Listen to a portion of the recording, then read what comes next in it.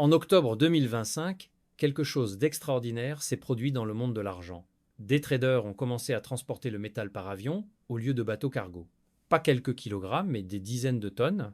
Le fret aérien coûte environ 10 fois plus cher que le transport maritime, mais les différences de prix entre les marchés étaient si extrêmes que cette option devenait rentable. Ce phénomène révèle une réalité que peu de gens comprennent. Une guerre invisible se déroule entre trois centres financiers, Shanghai, Londres et New York, et l'enjeu est le contrôle du métal physique lui-même. Cette analyse ne porte pas sur les graphiques ou les indicateurs techniques. Elle porte sur une bataille géopolitique pour l'argent physique qui a atteint son point culminant en décembre 2025 quand le Shanghai Futures Exchange a relevé ses marges au niveau le plus élevé de l'histoire. Pour comprendre pourquoi, nous devons suivre le voyage du métal à travers les continents et découvrir les forces qui le poussent d'un coffre à l'autre. Commençons par la chronologie des événements. Début 2025, les traders anticipant des tarifs douaniers américains sur les minéraux critiques ont commencé à expédier de l'argent de Londres vers New York. Ces mouvements préventifs ont créé des déséquilibres de stock qui allaient s'avérer désastreux quelques mois plus tard. Les coffres du COMEX à New York se remplissaient tandis que ceux de Londres se vidaient. Personne ne s'inquiétait à l'époque car le système semblait fonctionner normalement. Puis, en mars 2025, les tarifs américains contre le Canada et le Mexique, deux exportateurs clés d'argent, ont provoqué une hausse de 6% des taux de location. C'était un premier signal d'alarme. Le marché a commencé à réaliser que les politiques commerciales pouvaient perturber gravement les chaînes d'approvisionnement en métaux précieux. Mais le véritable chaos était encore à venir. En octobre, trois événements ont convergé pour créer une tempête parfaite. Premièrement, le festival de Diwali en Inde a déclenché une demande de détail sans précédent, alimentée par des campagnes sur les réseaux sociaux, encourageant un passage de l'or à l'argent. L'Inde, qui était déjà en retard sur ses commandes annuelles, a placé une commande massive de 1000 tonnes en une seule transaction le 8 octobre. Deuxièmement, une semaine de vacances nationales en Chine a temporairement réduit les flux de métaux mondiaux.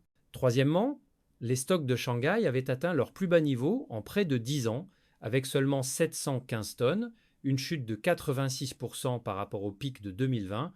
Le résultat a été immédiat et brutal. Le prix spot de Londres a commencé à afficher une prime allant jusqu'à 3 dollars par once par rapport au futur du COMEX à New York. Dans un marché normal, ces différences sont de quelques centimes. Une prime de 3 dollars représente une anomalie extraordinaire qui n'arrive qu'une fois par décennie. Les traders qui pouvaient acheter de l'argent à New York, le transporter à Londres et le vendre là-bas pouvaient réaliser des profits substantiels, même après avoir payé tous les frais de transport. C'est là que le fret aérien entre en scène. Selon CPM Group, les stocks du COMEX ont diminué de 18 millions d'onces en seulement 2 semaines, la plus forte baisse en 25 ans. Une grande partie de ce métal était destinée à Londres. Des rapports indiquent que l'argent était transporté à travers l'Atlantique vers des ports canadiens, puis déchargé et acheminé par camion vers New York et d'autres marchés nord-américains. Dans certains cas, le transport aérien était utilisé pour les mouvements les plus urgents. Paul Sims d'Invesco a rapporté que certaines personnes devaient transporter l'argent par avion plutôt que par bateau cargo pour répondre à la demande de livraison. La mécanique de cet arbitrage mérite d'être expliquée. Les contrats à terme sur l'argent du COMEX représentent 5011 troy chacun, standardisés pour un trading et une livraison efficace. Le système de warrants électroniques facilite les transferts de propriété du métal physique stocké dans des installations d'entrepôt approuvées à travers Chicago et New York. Quand les conditions de backwardation se développent, où les prix spot dépassent les prix des contrats à terme par des marges substantielles, cela indique généralement une tension d'approvisionnement physique que l'arbitrage peut résoudre par des expéditions stratégiques. Le transport de 25 tonnes d'argent, l'équivalent de 160 contrats COMEX, nécessite des protocoles de manutention et de sécurité spécialisés tout au long de la chaîne de transport. Les exigences d'assurance représentent à la fois un coût et un outil de gestion des risques. Une couverture complète pour les expéditions d'argent de haute valeur protège contre les pertes physiques, mais ajoute aux coûts de transaction qui doivent être pris en compte dans les calculs de rentabilité. Les conditions de marché extrêmes peuvent créer des opportunités sans précédent. Pendant les perturbations significatives de l'approvisionnement ou les changements réglementaires, les spreads peuvent atteindre des niveaux qui justifient une action immédiate malgré les coûts de transport élevés. C'est exactement ce qui s'est passé en octobre 2025. Les différences de prix étaient si importantes que même le fret aérien, normalement prohibitif pour les métaux, devenait économiquement viable. Les taux de location de l'argent ont explosé. Rona O'Connell de StoneX a déclaré à CNBC qu'à un moment donné, emprunter de l'argent au jour le jour coûtait 200% sur une base annualisée. Bloomberg a compilé des données montrant un pic historique de 34, 9% le 9 octobre. Ces chiffres sont sans précédent. Normalement, les taux de location restent en dessous de 1%. Quand ils dépassent 30%, cela signifie que le métal physique est pratiquement introuvable. Le raffineur suisse Metalor, qui opère dans 17 pays, a annoncé qu'il ne retournerait pas sur le marché avant janvier 2026. Cette décision d'un acteur majeur de l'industrie illustre la gravité de la situation. Les raffineurs ne peuvent pas fonctionner normalement quand le coût d'emprunt du métal dépasse leur marge de profit. Le marché était en mode de crise. La Chine a répondu de manière spectaculaire. En octobre, les exportations chinoises d'argent ont atteint un record historique de plus de 660 tonnes, des expéditions désespérées vers Londres visant à atténuer le squeeze extrême. C'était un acte de triage. Pékin a choisi de vider ses propres réserves pour stabiliser le système mondial, probablement parce que l'alternative à un effondrement complet du marché de Londres aurait eu des conséquences encore plus graves pour les entreprises chinoises qui dépendent de ce marché pour leur couverture, mais cette solution a créé un nouveau problème. Les stocks de Shanghai sont tombés à leur plus bas niveau depuis 2016. Selon The Kobeissi Letter, les inventaires liés au Shanghai Futures Exchange ont plongé à 715 tonnes, soit 86% de moins que les pics de 2020. La Chine avait éteint l'incendie à Londres en sacrifiant ses propres réserves. Et maintenant, c'est Shanghai qui brûlait. Le résultat de cette intervention massive a été documenté par Bloomberg en novembre. Les coffres de Londres ont gonflé de près de 54 millions d'onces d'argent en octobre, soit un montant pesant plus de 100 bus à Impérial londonien. C'était la plus grande augmentation en au moins 9 ans. Le métal avait été attiré à Londres par une opportunité d'arbitrage historique, causée par la tension du marché, drainant les stocks des entrepôts ailleurs. Mais voici la partie que 95% des investisseurs ne comprennent pas. Ce drainage des stocks ne reflète pas une destruction de la demande, mais une accélération de la demande. Les marchands chinois, confrontés à de nouvelles réglementations fiscales sur les transactions en or mises en place en 2025, se sont tournés agressivement vers l'argent pour la préservation de la richesse et la spéculation. Cela a créé un double choc d'offres où Londres et Shanghai ont simultanément fait face à des tensions sur les stocks pour la première fois dans l'histoire moderne du marché. Le 3 novembre 2025, la Chine a annoncé des restrictions strictes sur toutes les exportations d'argent, effectives à partir de janvier 2026. Ce n'est pas une coïncidence. Après avoir épuisé ses réserves pour sauver Londres, Pékin a décidé de fermer le robinet. Les nouvelles restrictions pourraient limiter la disponibilité future de l'argent pour les marchés internationaux, accélérant les exigences de restructuration des chaînes d'approvisionnement mondiales pour les industries dépendantes. Le 12 décembre, le Shanghai Futures Exchange a pris une mesure d'urgence. La bourse a relevé les exigences de marge pour l'argent à 17% pour les positions générales et à 26% pour le trading d'agence par les sociétés de courtage, le niveau le plus élevé de l'histoire. Cette décision ne peut être comprise qu'à la lumière de tout ce qui s'est passé auparavant. Shanghai essaie de contrôler la volatilité d'un marché qui a été vidé de ses réserves pour sauver d'autres centres financiers. L'ironie est cruelle. La Chine a sacrifié ses stocks pour stabiliser le système mondial et maintenant elle doit imposer des restrictions de marge record pour gérer les conséquences de ce sacrifice. C'est comme si un pompier avait utilisé toute son eau pour éteindre l'incendie du voisin et maintenant sa propre maison prenait feu avec des réservoirs vides. La situation est aggravée par le risque tarifaire américain.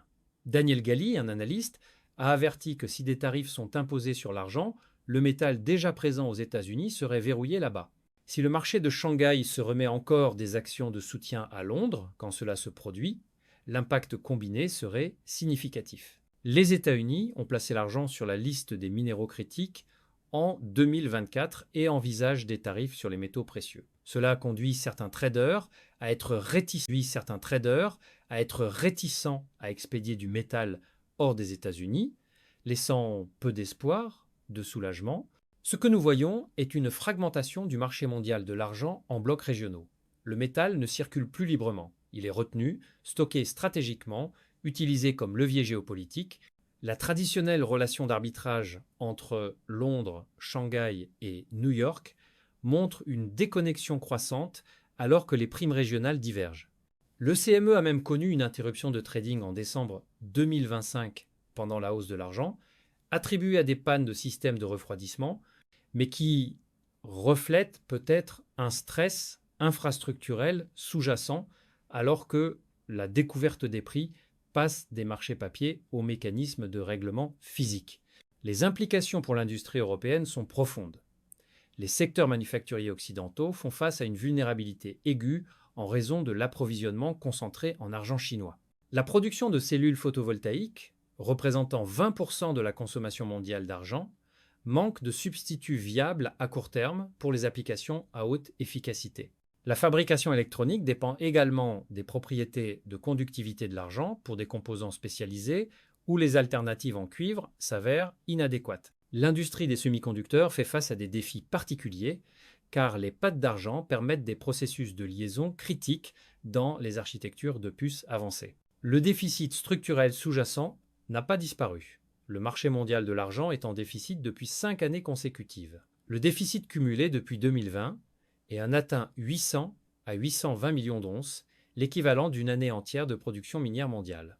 Metal Focus estime le déficit le plus profond jamais enregistré pour 2025, environ 204,25 millions d'onces quand les flux d'ETF sont comptés. Depuis 2019, le déficit cumulé dépasse 3 milliards d'onces. La demande industrielle continue de croître inexorablement. L'industrie solaire a consommé 232 millions d'onces en 2024 contre 60 millions en 2015. Les véhicules électriques utilisent environ 50 grammes d'argent chacun.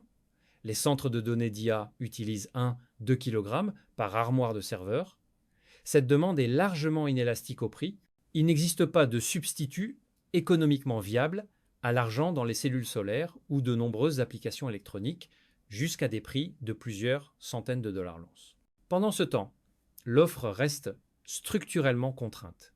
Environ 70 à 80% de l'argent est produit comme sous-produit du cuivre, du plomb et du zinc.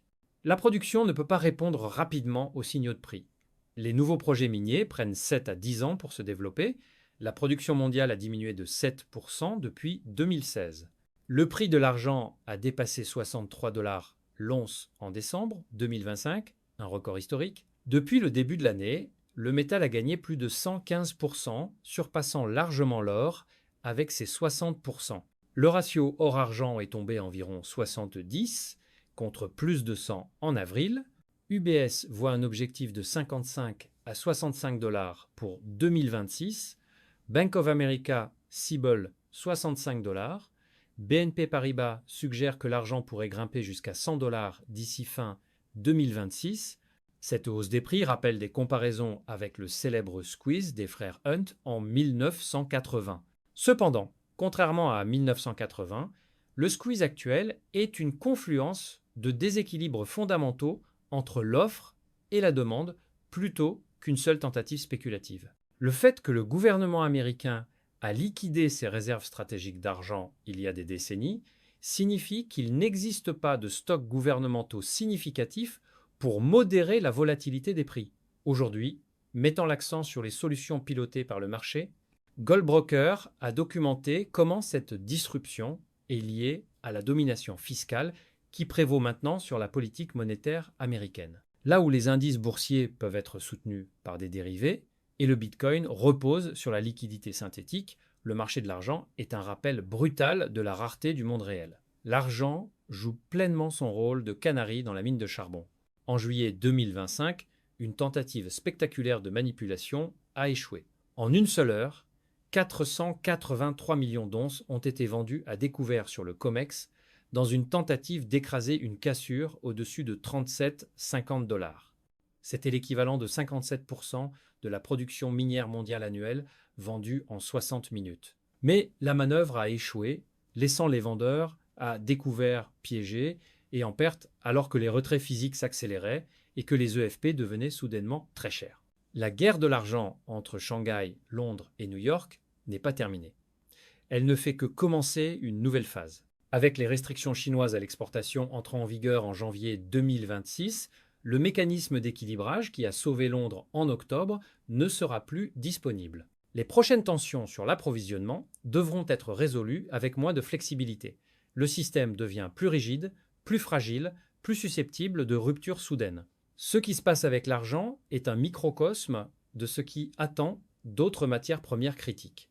Quand les stocks mondiaux sont bas, quand la production ne peut pas répondre rapidement, quand la géopolitique fragmente les marchés en blocs régionaux, les vieilles règles du jeu ne fonctionnent plus. Les primes de l'EFP, ces spreads qui sont censés simplement refléter les coûts de stockage et de financement, sont devenus des indicateurs de tension systémique quand ils dépassent 1 $ par once, comme c'est arrivé en décembre 2024. Cela signale une pression anormale entre le COMEX et le marché physique de Londres. Le tandem COMEX et LBMA se déplace de plus en plus vers les règlements en espèces plutôt qu'en métal. Les EFP ne conduisent plus systématiquement à des livraisons. Les déficits physiques s'accumulent. Le free float de la LBMA, l'argent immédiatement disponible, est tombé en dessous d'un seuil critique d'environ 155 millions d'onces en septembre et octobre. C'est un système de pricing basé sur le levier papier qui est de plus en plus déconnecté du métal réel et vulnérable au moindre choc de confiance. Les informations présentées dans cette analyse proviennent de sources publiques incluant Bloomberg, CPM Group, le Shanghai Futures Exchange, StoneX, CNBC et divers analystes financiers. La situation sur le marché de l'argent évolue rapidement. Comme pour tous les marchés de matières premières, la volatilité est inhérente et toute décision devrait être basée sur des recherches approfondies. Abonnez-vous à cette chaîne pour suivre cette guerre silencieuse